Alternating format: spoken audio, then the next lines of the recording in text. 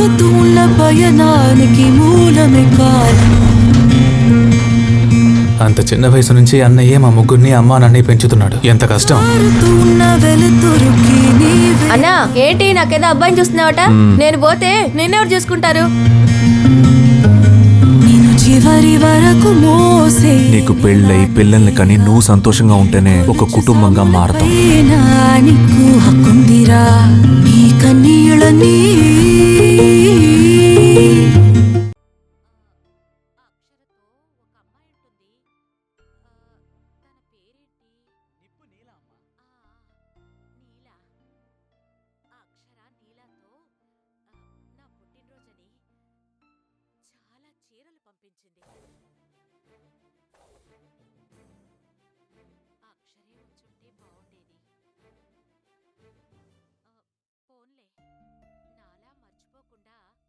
గుర్తుంచుకొని చీరలు పంపింది కదా, నాకది చాలు. సార్ వచ్చారని కూడా అడుగుంటారేమో కదమ్మా? అడిగింది సార్, కానీ మీరప్పటికి రాలేదు. సార్,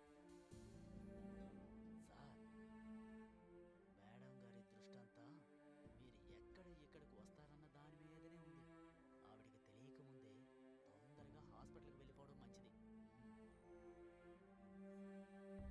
సరే అమ్మా, హాస్పిటల్కి వెళ్ళాలి. చేయాల్సిన ఆపరేషన్లు చాలా ఉన్నాయి. నేను మళ్ళీ వస్తాను. అయ్యో, అంత పని పెట్టుకొని ఎందుకొచ్చావు నాన్నా? నా పుట్టినరోజుకి నువ్వు రావడం కన్నా అక్కడొకరి ప్రాణాల్ని నువ్వు కాపాడమే నాకు సంతోషమని నీకు తెలుసు కదా. అయినా ఆ అమ్మాయి వచ్చి పుట్టినరోజు జరిపించింది కదా, మళ్ళీ నువ్వెందుకొచ్చావు? ప్రాణం ముఖ్యం నాన్నా. వెళ్ళు వెళ్ళు. వచ్చిన అమ్మాయి అడ్రస్ ఏమైనా చెప్పిందా? తను విజిటింగ్ కార్డ్ ఇచ్చింది సార్, తీసుకొస్తాను. తీసుకురా.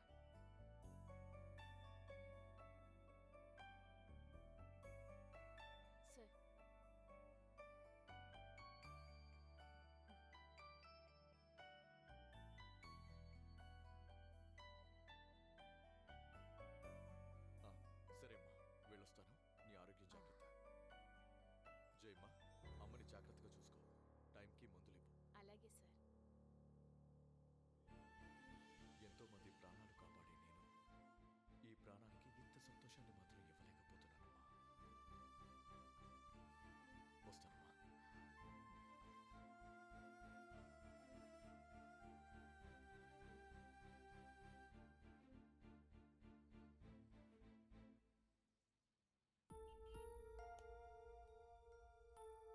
నా పేరు చెప్పి అమ్మ పుట్టినరోజు ఎందుకు జరిపించింది?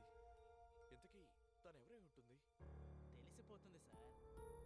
చెడు చేసేవాళ్ళు ఓ చాటుగా ఉండి చేస్తారు, తెలుసుకోవడం కష్టం. కానీ మంచి చేసేవాళ్ళు వాళ్ళే బయటపడిపోతారు సార్.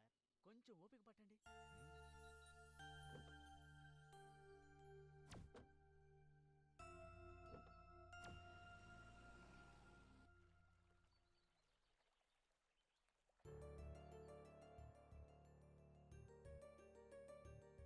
పెళ్లికి సర్దుబాటు చేస్తానని నాన్నకు మాటిచ్చాను. ఈ పెద్దాయన డబ్బులు ఇస్తానన్నారు, కానీ నన్ను నమ్మిస్తారా? ఇవ్వకపోతే ఏం చెయ్యాలి?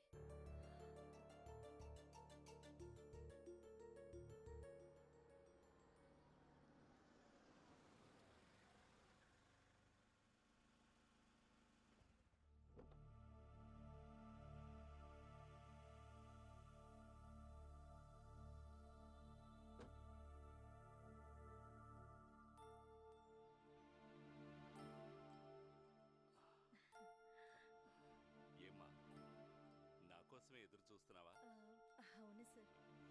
ఈయన వస్తాడో రాడో, డబ్బులు ఇస్తాడో లేదో అని అనుకున్నావు కదా.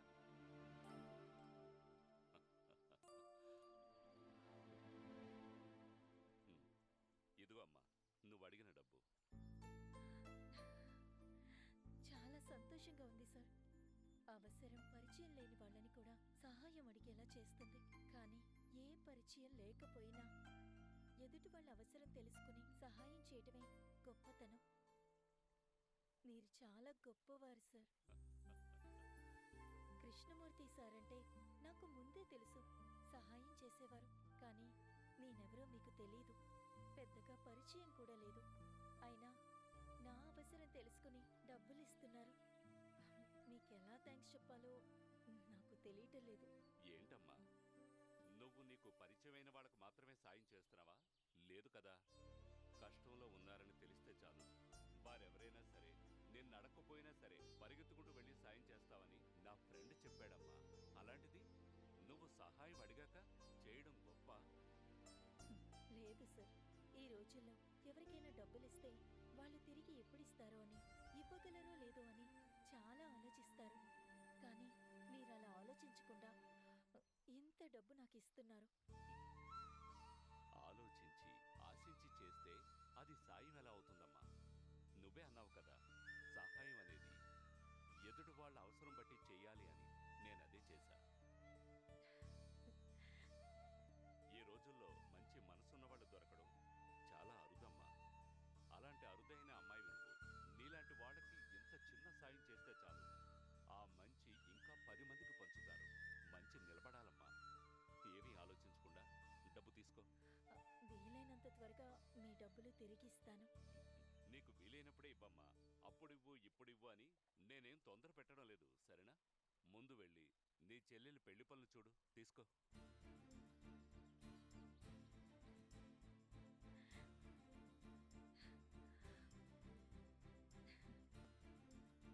పెళ్లి శుభలేఖ పంపిస్తాను సార్. తప్పకుండా మీరు పెళ్లికి రావాలి. తప్పకుండా వస్తానమ్మా. నేను రాకపోతే ఇంకెవరొస్తారు? వచ్చి అందర్నీ ఆశీర్వదించి భోజనం బ్రహ్మాండంగా తిని ఆ తర్వాతే వెడతాను. ఓకే? వెళ్ళొస్తాను సార్. మంచిదమ్మా, వెళ్ళమ్మా. సార్ అది థ్యాంక్స్ మాత్రం చెప్పద్దు. ఈ ఒక్క సాయం అనుబంధంలా మిగిలిపోవాలి. వెళ్ళమ్మా.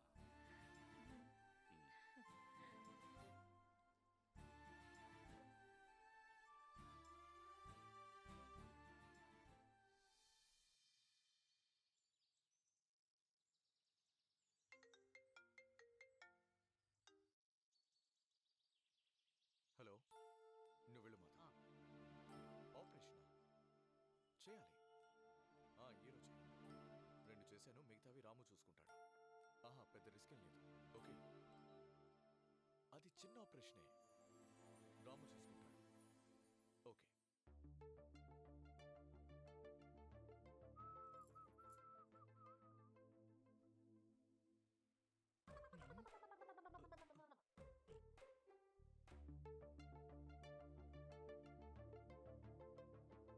అమ్మో, మేడం మహాకాళిలా ఉందేంటి? కొంపదీసి సార్ వాళ్ళ అమ్మగారింటికి వెళ్ళిన విషయం తెలిసిపోయి ఉంటుందా?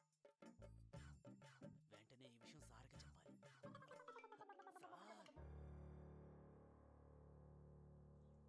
సార్, సరే, ఈ ఆపరేషన్ ని మీరే దగ్గర నుంచి చూసుకోండి. సార్ సార్ సార్ సార్ లోపలికి వెళ్ళొద్దు సార్. ఎందుకు మాధవ్? మేడం గారు మంచి వేడి మీద ఉన్నారు సార్. ఇప్పుడు గనక మీరు వెళ్తే మీరు మాడి మసైపోతారు సార్. ఏమైంది మాధవ్? ఏముంది సార్, మేడం గారు మిమ్మల్ని హాస్పిటల్ దాటి ఎక్కడికి వెళ్ళొద్దని గీత గీశారు కదా. కానీ మీరు ఆ గీత చెరిపేసి మీ అమ్మగారిని కలవడానికి వెళ్ళారు కదా, అది మేడం గారికి తెలిసినట్టుంది సార్. ఏం చేద్దాం మాధవ్?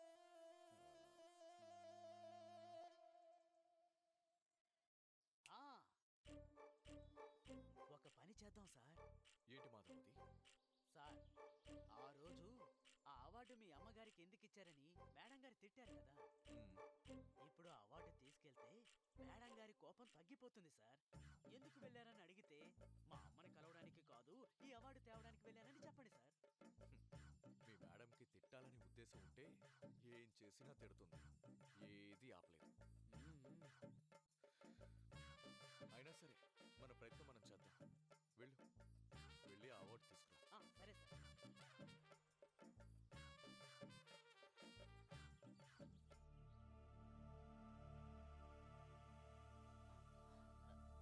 సార్, ఇదిగోండి సార్.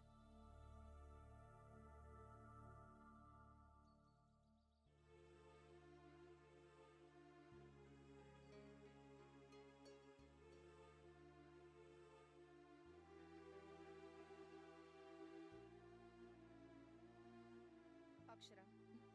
ఏంటత్తయ్య? ఒక్కసారి అక్కడ చూడు.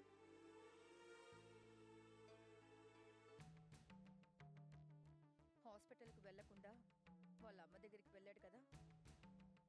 నువ్వు ఎక్కడ తిడతావో అని నిన్ను కూల్ చేయడానికి వాళ్ళ అమ్మకిచ్చిన అవార్డుని తీసుకొస్తున్నాడు. నువ్వది చూసి కూల్ అయిపోయావే అనుకో, ఇంకంతే, నీ మాట ఎప్పటికీ వినడు. నువ్వు చెప్పినా సరే హాస్పిటల్లో ఉండకుండా ఎందుకు బయటికి వెళ్ళాడని నువ్వు నిలదీయాల్సిందే.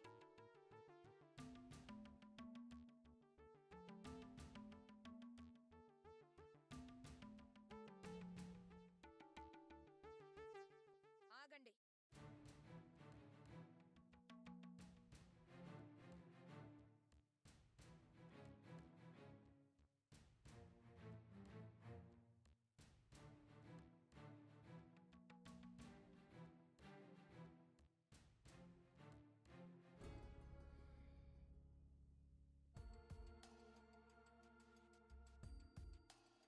ఇది తీసుకెళ్ళి మీ అమ్మగారికి ఇచ్చారు కదా, మళ్ళీ ఎందుకు తీసుకొచ్చారు?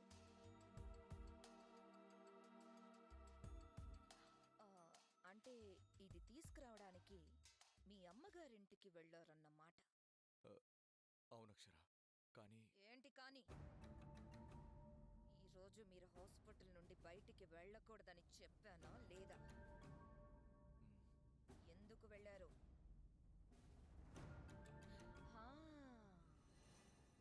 హాస్పిటల్ డ్యూటీ చేయడం కన్నా మీకు మీ అమ్మగారు చెప్పే 4 మాటలు విని మీరు సంతోషపడి ఆవిడ్ని సంతోషపెట్టడమే ముఖ్యమన్నమాట. అంతే కదా? అది కాదు అక్షర, మా అమ్మ ఆరోగ్య పరిస్థితి నీకు తెలుసు కదా. నేను వస్తానని నా కోసం ఎదురు చూస్తూ ఉంటుంది. వెళ్ళకపోతే డిస్టర్బ్ అవుతుంది. అది తన ఆరోగ్యానికి మంచిది కాదు. అందుకే వెళ్ళాల్సి వచ్చింది. అప్పుడు నాకు చెప్పాలి, ఒప్పించాలి. నాకు చెప్పకుండా మీ ఇష్టానికి వెళ్ళిపోతే ఇక నా మాటకి ఏం విలువిచ్చినట్టు? హాస్పిటల్లో మిగతా స్టాఫ్ నాకేం విలువిస్తారు? అది కాదు అక్షర. మాట్లాడకండి ప్లీజ్. పైగా ఈ అవార్డు తీసుకొచ్చారు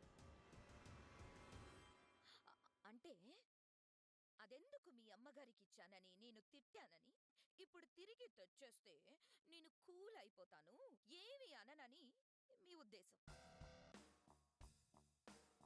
ఇది అప్పుడే చేసుండాలి. చూసావా అత్తయ్య? మా నాన్నేమో అల్లుడు గారు అమాయకుడు అంటారు. కానీ ఎన్ని తెలివితేటలో చూడు. నేనే పిచ్చిదాన్ని. నన్ను ఫూల్ని చెయ్యొచ్చు అనుకుంటున్నారా? ఒక్కసారి ఎవరికో ఇచ్చిన అవార్డు తిరిగి తెస్తే నేనెలా తీసుకుంటాననుకున్నారు? నాకు ఈ అవార్డు అక్కర్లేదు, ఏమీ అక్కర్లేదు.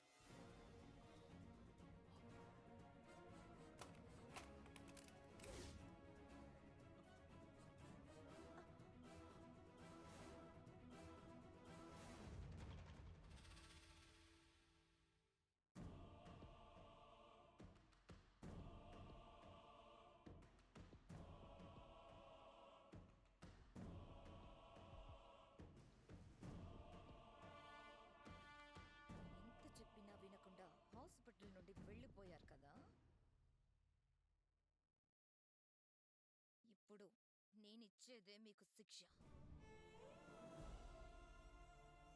3 రోజుల వరకు మీరు హాస్పిటల్కి వెళ్ళకూడదు. అక్షర, ఏం మాట్లాడుతున్నావు నువ్వు? ఏమైనా అర్థం ఉందా అసలు? అయినా భార్య భర్తకి శిక్ష వేయడం ఏంటి? ఇదేం బాగాలేదు అక్షర. వచ్చారా? రండి. ఇంకా రాలేదేంటా? అల్లుడు గారిని వెనకేసుకురావడానికి అని ఎదురు చూస్తూ ఉన్నాను. వచ్చేసారు. అల్లుడు గారి మీద ఒక్క ఈగ కూడా వాలనివ్వరు కదా. అవును, ఏ తప్పు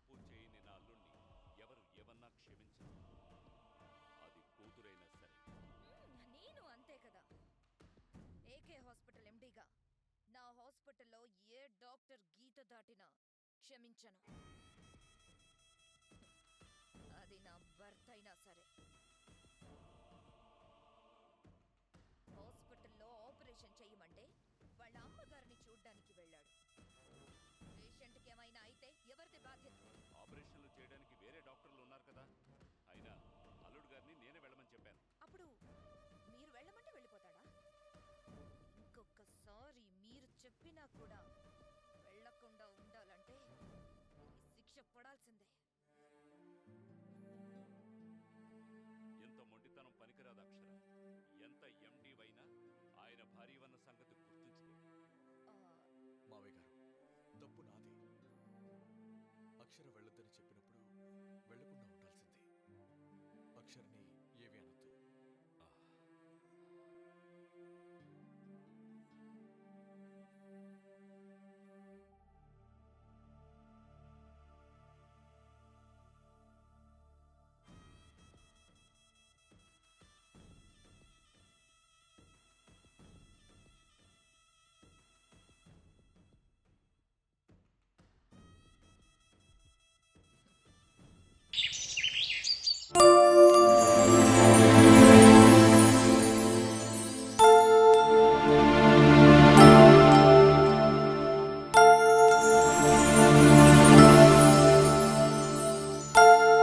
నాన్నా, రామ్మా, నానమ్మ ఎక్కడుంది? లోపలెక్కడో ఉందమ్మా. ఏ ఒకసారి లోపలికి రండి నాన్న. ఏంటో చెప్పమ్మా. పెళ్లికి పిలవాల్సిన బంధువులు ఎవరినైనా మిస్ అయ్యానేమోనని ఓసారి చూస్తున్నానమ్మా. అదంతా తర్వాత చూసుకోండి, ముందు రండి చెప్తాను. అరే రండి నాన్న. ఏంటమ్మా? రండి. అరే ఏంటమ్మా? తీసుకోండి నాన్న. ఏంటమ్మా ఇది? ముందు చూడండి నాన్న.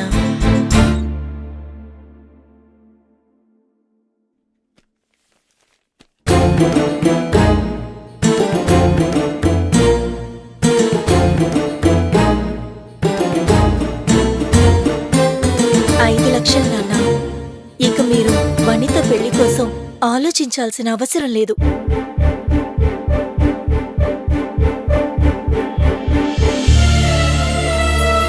నా కొడుకు ఉండుంటే ఇలాగే చేతిలో డబ్బులు తెచ్చిపెట్టేవాడమ్మా. వాడు లేని లోటు నువ్వు తీరుస్తున్నావమ్మా. ఏ జన్మబంధం తల్లి ఇది? ఈ జన్మ బంధమే నాన్న. మీరెక్కువ ఆలోచించకుండా వెళ్ళి పెళ్లి పనుల గురించి ఆలోచించండి. సరేనమ్మా. అయినా ఇలా గదిలోకి తెచ్చి డబ్బులిస్తున్నావేంటి? అందరి ముందు ఇవ్వాలి కదా. పెళ్లి జరగడం ముఖ్యం నాన్న. నేను డబ్బులిస్తున్నానని అందరికీ తెలియడం కాదు. పైగా నేనిచ్చానని తెలిస్తే నానమ్మ కేకలేస్తుంది. ఎందుకు కేకలేస్తుందమ్మా? నువ్వేం తప్పు చేశావని? ఈ ఇంటి గురించి నువ్వెంత బాధ్యతగా మాట్లాడుతున్నావో అందరికీ తెలియాలి కదా. అప్పుడే నీ గురించి తప్పుగా మాట్లాడేవాళ్ళు మాట్లాడకుండా ఉంటారు. వద్దు నాన్నా. నేను చెప్తున్నాను కదా, ఇదిగో అందరి ముందు ఇవ్వు. తీసుకో తీసుకో తీసుకో చెప్తాను. నువ్వురా, రామ్మా రా. నాన్నా వద్దు నాన్నా. అమ్మా అమ్మా అమ్మా భాగ్య, అందరూ రండి.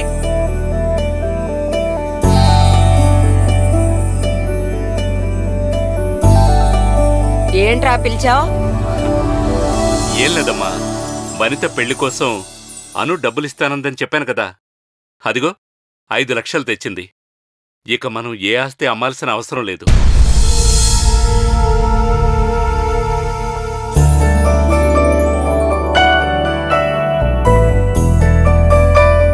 అను, ఇప్పుడివ్వమ్మా. ఆగండి.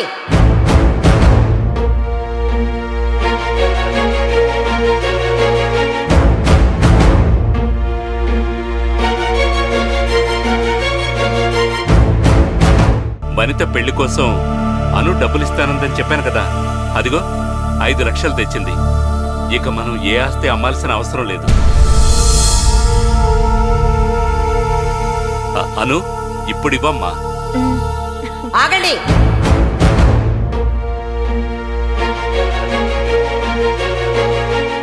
అంటే ఏంట్రా నీ ఉద్దేశం? నేను ఆస్తి అమ్మనివ్వను అని చెప్పినందుకు ఇవ్వకపోతే ఏంటి? నా కూతురి పెళ్లి నేను చేసుకోలేనా అని చెప్పడం కోసం, నన్ను చెడ్డదాన్ని చెయ్యడం కోసం అందరి ముందు అను దగ్గర డబ్బులు తీసుకుంటున్నావు. అలా ఎందుకు అనుకుంటున్నారత్తయ్య? లేకపోతే మరి ఎలా అనుకోమంటావ్? నీ గురించి, నీ మొగుడి ఆలోచనల గురించి తెలుసుకోలేనంత అమాయకురాలని కాదు. అమ్మా, అను మన కుటుంబం పట్ల ఎంత బాధ్యతగా ఉందో చెప్పడానికి తీసుకుంటున్నానమ్మా. నిన్ను తక్కువ చేయడానికి కాదమ్మా. ఆపరా! నీ సంపాదన నువ్వే సంపాదించుకునుంటే ఈ పరిస్థితి వచ్చుండేది కాదు కదా. నీ చేతకానితనంతో నన్ను చెడ్డదాన్ని చేస్తున్నావా? చివరికి ఒక ఆడపిల్ల సొమ్ముతో కూతురు పెళ్లి చేస్తున్నావు. సిగ్గులేదట్రా నీకు?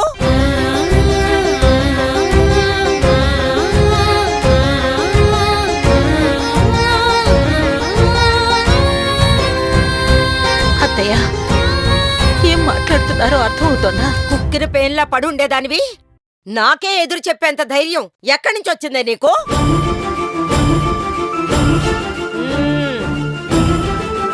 అర్థమైందే. ఇదే నీ ధైర్యం కదా?